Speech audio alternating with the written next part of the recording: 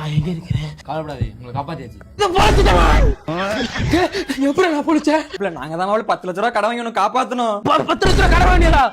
அடப்பாவிலா, நான் 2 லட்ச ரூபா கடனுக்கு பயந்து தாண்டா மருந்து குடிச்சேன். ஆமா, என்ன நம்பி யாரா 10 லட்ச ரூபா கடன் கொடுத்தது? உங்க மாமா தான் மாப்பிள்ள. யார் இவனா? அடப்பாவி மனுஷா, முந்தா நாள் லோடு பணம் கேட்ட உங்ககிட்ட 2000 ரூபாய் கேட்டு வந்தா அதை நீ கொடுத்துருந்தா இன்னைக்கு நான் அந்த மாதிரி மருந்து குடிச்சிருப்பானா? இல்ல மாப்பிள்ள, எங்க நீங்க போயிட்டீங்கன்னா நான் கொடுத்த 15000 ரூபாய் கொடுக்காமலே போயிடுவேன்னு தான் மேற்கொண்டு 10 லட்ச ரூபா போட்டு உங்களை காப்பாத்தினேன். 17,000 காப்பாற்ற தெரிஞ்ச உனக்கு 10 லட்ச ரூபாயை இழந்துட்டியா? என்னம்மா என்னடி? நீங்க நல்லபடியா உடம்பு குணமாயி வந்துட்டா குடும்பத்தோட கார் எடுத்துட்டு குலதெய்வ கோயிலுக்கு வர்றதா வேண்டி இருக்குங்க. ஆண்டி, எந்த குலதெய்வம் இப்படி கார் எடுத்துட்டு வந்தாதான் அருளாக்கு தரேன்னு சொன்னிச்சு. ஆண்டி, காருக்கு வாடகை எவ்வளவு வரும் உனக்கு தெரியுமாடி? வேண்ட இருந்தா அப்படி நீயே போயிட்டு வந்து தொலைய வேண்டியதானடி. கொப்பனாடி கொடுப்பான் அந்த கார் வாடகைய.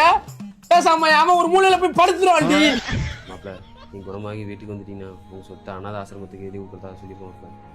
ஆனா அனாத பேர நானே சொத்துக்கு பிச்சை எடுக்கிறேன்டா. பேசாம எனக்கு கொட்டுருங்களா? என்னப்பா சரியா வீட்டுக்கு வந்தா டூக்கி பைக் வாங்கிதாப்பா. பெத்த மனசு சுத்தத்திலும் சுத்தமடா, இந்த பிள்ளை மனசு